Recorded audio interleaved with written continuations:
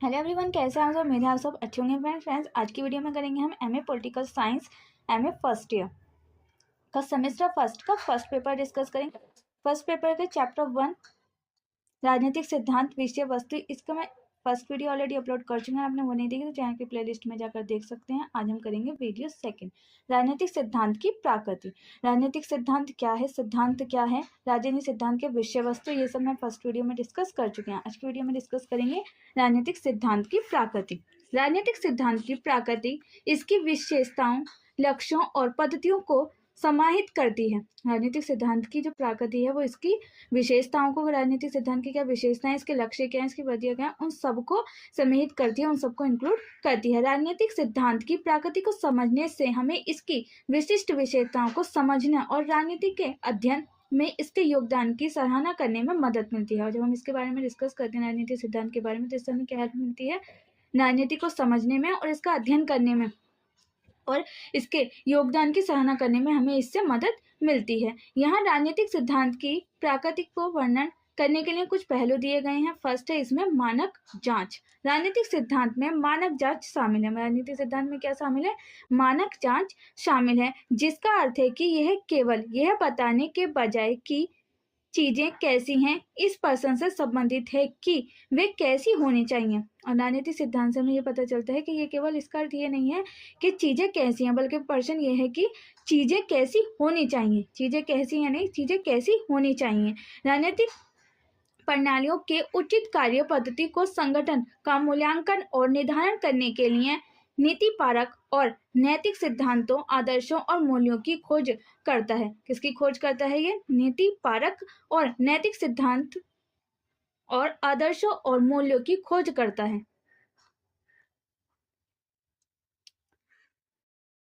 Next है अंतर्विषयक दृष्टिकोण। राजनीतिक सिद्धांत दर्शन, इतिहास, समाजशास्त्र, अर्थशास्त्र और कानून सहित विभिन्न विषयों पर आधारित है। राजनीतिक सिद्धांत जो है वो कई सारे विषयों पर आधारित है। के लिए एक ही विषय नहीं है, इसमें कई सारे विषय जो हैं वो इंक्लूडेड हैं।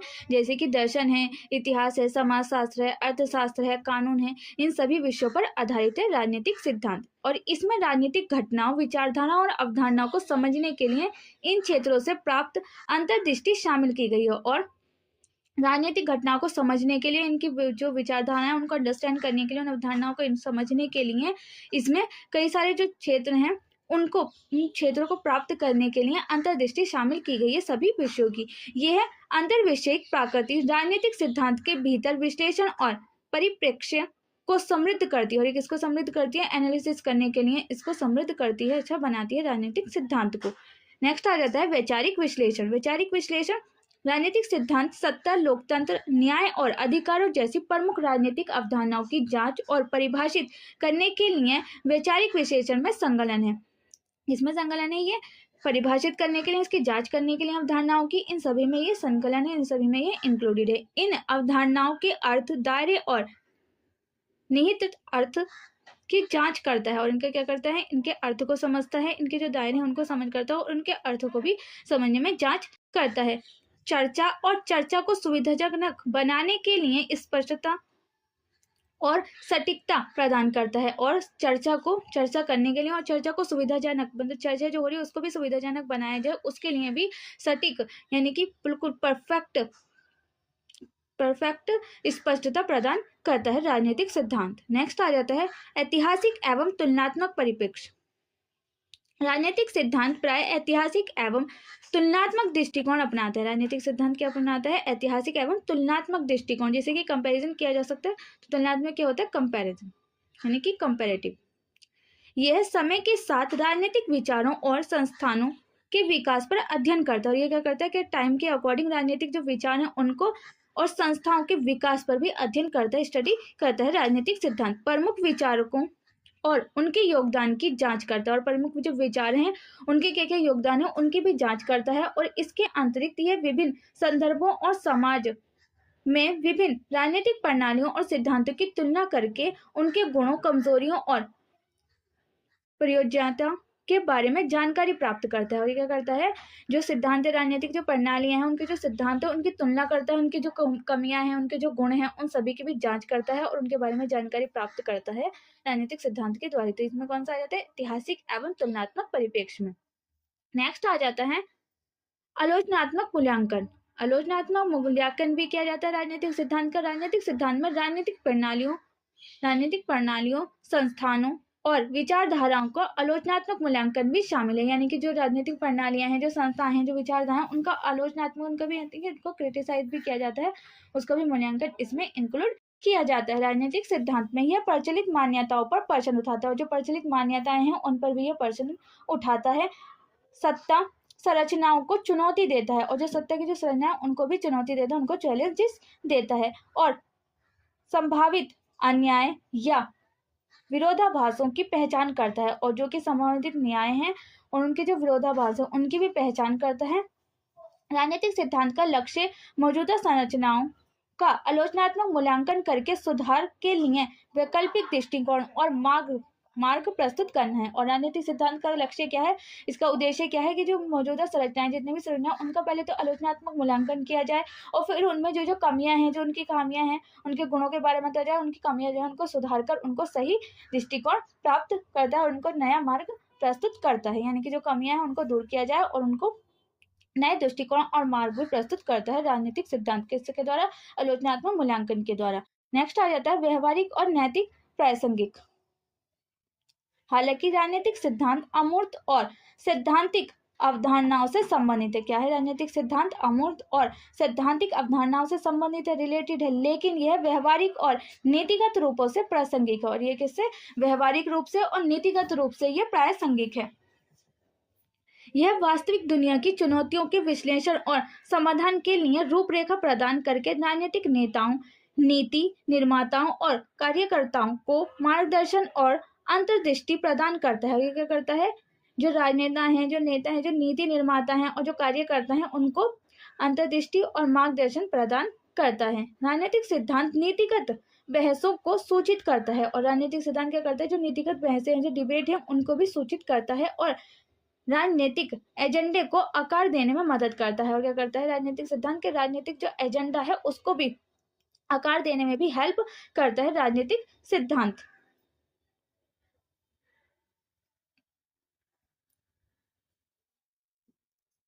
ये तो फ्रेंड राजनीतिक सिद्धांत के समझने के लिए इसके कुछ पॉइंट। अब नेक्स्ट आ जाता है राजनीतिक सिद्धांत विभिन्न विद्वानों के दृष्टिकोण। राजनीतिक सिद्धांत पे विभिन्न जो विद्वान हैं उनके कौन कौन से दृष्टिकोण है वो देख लेते हैं। राजनीतिक सिद्धांत पर कैट्रियोन मैकिनोन का दृष्टिकोण। राजनीतिक सिद्धांत में इस बात का भी परीक्षण किया जाता है कि किसी समाज में व्यक्तियों को किस तरह से सह अस्तित्व में रहना चाहिए। और राजनीतिक सिद्धांत इस बात पर भी परीक्षण करता है, इस बात पर भी ध्यान रखता है कि किसी समाज के जो व्यक्ति हैं उनको किस तरह से व्यवस्थित रहना चाहिए, किस तरह से मिलकर रहना चाहिए, सामाजिक जीवन और सहयोग के विविध पहलुओं को ध्यान में रखते हुए, मतलब कि लोगों के कैसे रहना चाहिए, कैसे समाज में व्यक्तियों को सह अस्तित्व में रहना चाहिए और जो सामाजिक जीवन है उसके सहयोग से विविध पहलुओं को ध्यान में रखते हुए इस क्षेत्र के मुख्य 3 परस्पर संबंधित आयामों, व्यक्तियों के बीच संबंध, सरकार और व्यक्तियों के बीच संबंध और वैश्विक संबंध में वर्गीकृत किया जा सकता है। किसमें किया जा सकता है, 3 भागों में इसको वर्गीकृत किया जा सकता है। पहला क्या है, व्यक्तियों के बीच संबंध, ठीक है, व्यक्तियों के बीच संबंध। दूसरा आ जाता है सरकार और व्यक्तियों के बीच, यानी कि सरकार के और व्यक्तियों के बीच में भी संबंध होना चाहिए, रिलेशन होना चाहिए। तीसरा आ जाता है वैश्विक संबंध में वर्गीकृत किया जा सकता है। तो कितने होगा, 3। फर्स्ट हो गया व्यक्तियों के बीच संबंध, दूसरा गया सरकार और व्यक्तियों के बीच संबंध और तीसरा हो जाता है वैश्विक संबंध। पारस्परिक संबंध की एक मौलिक जांच में सहयोगात्मक प्रयासों में पुरस्कारों और जिम्मेदारियों के उचित वितरण का निर्धारण करना भी शामिल है, जिसमें यह तय किया जाता है कि किसे इसका लाभ मिलना चाहिए और किसे इसका बोझ वहन करना चाहिए। यानी किसको इसका लाभ उठाना चाहिए और किसको इसका बोझ उठाना चाहिए, मतलब किसको इसका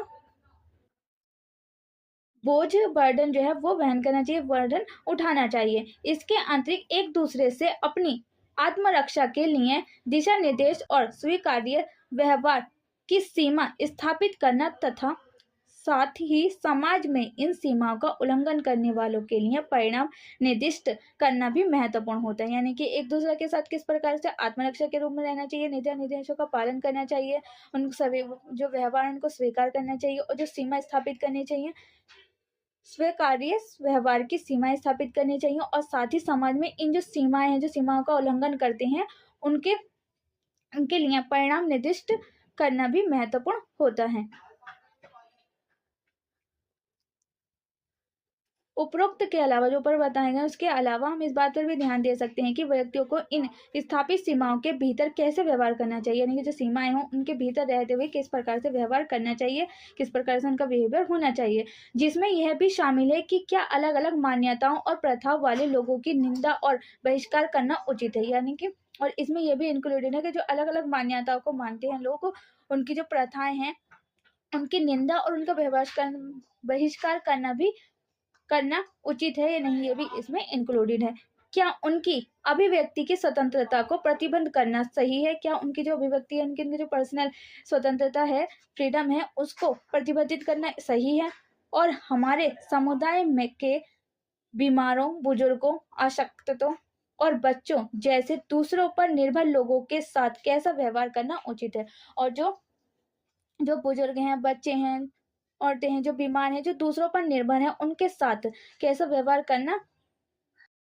करना उचित है। उनकी भलाई के लिए जिम्मेदार पक्ष का निर्धारण और उस जिम्मेदारी की प्रकृति को परिभाषित करना आवश्यक है। और उनकी भलाई के लिए जो जिम्मेदार पक्ष है उनका निर्धारण करना और उनकी जिम्मेदारियों को प्रकृति को परिभाषित करना आवश्यक है। यह समझना भी अत्यंत आवश्यक है कि हमें उन छोटे सामाजिक समूहों के भीतर अपने संबंधों को कैसे संरचित करना चाहिए। और यह भी समझना जरूरी है कि जो समाज के भीतर जो छोटे छोटे समूह हैं उनके साथ संबंधों को कैसे संचालित करना चाहिए, जिसमें हमें सभी अपने जीवन के विभिन्न चरणों में अनिवार्य रूप से संबंधित है। जैसे कि हम सभी जो हैं उन सभी चरणों से अनिवार्य रूप से संबंधित हैं। परिवारों के कार्य करने का आदर्श तरीका क्या है, और परिवार जो है उनके कार्य करने का आदर्श तरीका क्या है, और अपने कार्यबल के प्रति नियोक्ताओं की क्या जिम्मेदारी है, और जो अपना कार्यबल है उनके प्रति जो नियोक्ता है उनकी क्या रिस्पॉन्सिबिलिटी है। क्या वर्गों और जातियों का अस्तित्व समाप्त कर देना चाहिए, कि जो वर्ग हैं, जो जाति है, उनका अस्तित्व समाप्त कर देना चाहिए, या यदि इसका उत्तर हाँ है तो इस उद्देश्य को पूरा करने के लिए क्या उपाय किए जा सकते हैं। अगर आपका उत्तर हाँ है इसमें, तो इसको पूरा करने के लिए, उन ऑब्जेक्टिव को फुलफिल करने के लिए क्या कदम उठाने जाने चाहिए। इसके अतिरिक्त धर्म पक्ष पोषण पक्ष समर्थन करने वाले समूह और ट्रेड यूनियन जैसे स्वैच्छिक संगठन हमारे बीच सामंजस्यपूर्ण सह अस्तित्व को बढ़ावा देने में किस तरह से योगदान करते हैं।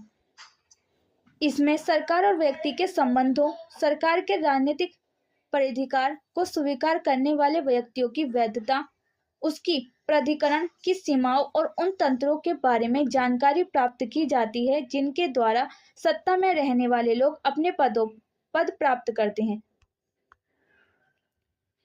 क्या स्वयं को सरकार सत्ता के अधीन करने के लिए सामूहिक सहमति बनी है? यदि हाँ तो सहमति कब और कैसे दी गई? क्या ऐसी सहमति ना होना सरकार को अवैध बना देता है, जिससे हम उसके निर्देशों को अस्वीकार कर सकते हैं? यदि हम सरकार को अस्वीकार करने का विकल्प चुनते हैं तो उसके अधिकारों पर क्या सीमाएं लगाई जानी चाहिए? क्या हमारी जानकारी के बिना सरकार का हमारे कार्यों,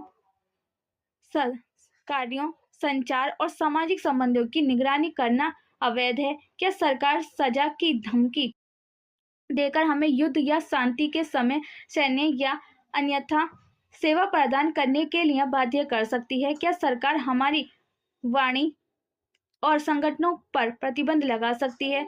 क्या उन खर्चों के लिए हम पर कर लगाना उचित है जिनसे हमें सहमत नहीं है?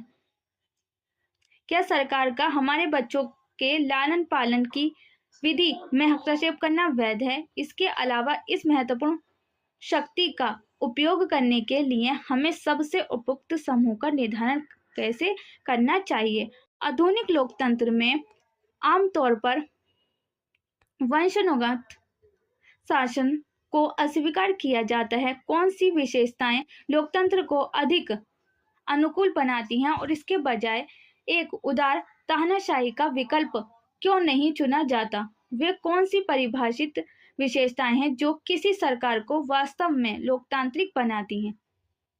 अंत में सामाजिक सहयोग और न्याय के लिए न्याय संगत सिद्धांतों की सीमा से संबंधित प्रश्न है, अर्थात क्या ये सिद्धांत किसी विशिष्ट सरकार या राष्ट्रीय की सीमा के भीतर ही लागू होने चाहिए या वैश्विक स्तर पर सभी सरकारों में उनका सार्वभौमिक अनुप्रयोग किया जा सकता है? क्या सरकार के बीच के संबंधों का मार्गदर्शन करने वाले सिद्धांतों को अलग अलग तर्कों द्वारा प्रमाणित किया जा सकता है? क्या जो सरकार है उसके बीच संबंध उनके मार्गदर्शन को करने वाले सिद्धांत जो हैं उनको अलग अलग तर्कों द्वारा प्रमाणित किया जा सकता है और उनकी विषय वस्तु सरकारों के भीतर लागू होने वाले सिद्धांतों से अलग हो सकती हैं, या जो उनकी जो विषय वस्तु हैं वो सरकार के भीतर लागू होने वाले जो सिद्धांत हैं उनसे अलग हो सकती हैं। वैकल्पिक रूप से क्या वैश्विक शासन प्रणाली के पक्ष में सरकार को पूरी तरह से समाप्त करने पर विचार करना उचित है? हालांकि यदि हम वैश्विक सरकार का पक्ष लेने से बचते हैं और इस बात पर जोर देते हैं कि सरकारों के बीच वैश्विक संबंधों को न्याय के सिद्धांतों का पालन करना चाहिए, तो हमें सरकार के पारस्परिक संबंधों से जुड़े प्रश्नों का सामना करना पड़ता है। ये श्रेणियां व्यापक और अस्पष्ट हैं। इसमें कई जटिल विवरण और सहायक प्रश्न भी शामिल है। जो श्रेणियां दी गई हैं सारी वो क्या है, जटिल हैं और इनका विवरण जो है वो सहायक प्रश्न भी इसमें शामिल है। इस श्रेणी के प्रश्न के उत्तर प्राय दूसरी श्रेणी के प्रश्नों के उत्तर को प्रभावित करते हैं और एक जो श्रेणी के प्रश्न है वो दूसरी श्रेणी के प्रश्नों को प्रभावित करते हैं, इफेक्ट करते हैं।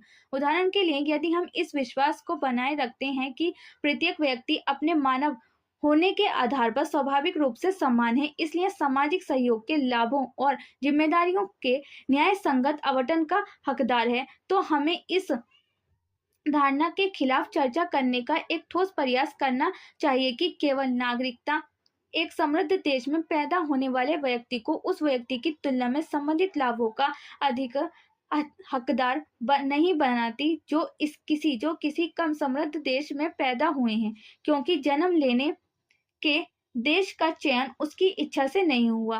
वैकल्पिक रूप से यदि परिवारों में बच्चों के पालन पोषण को एक वैध राजनीतिक चिंता माना जाता है, उदाहरण के लिए सरकार यह स्वीकार करते हुए कि प्रत्येक बच्चे को हिंसा और भूख से बचने के अधिकार के साथ ही शिक्षा पाने का भी अधिकार है हस्तक्षेप करता है, तो यह स्पष्ट रूप से परिवार की निजता में हस्तक्षेप है। परिवार का क्षेत्र अपरिहार्य हो सकता है पर कुछ मामलों में आवश्यक भी हो सकता है।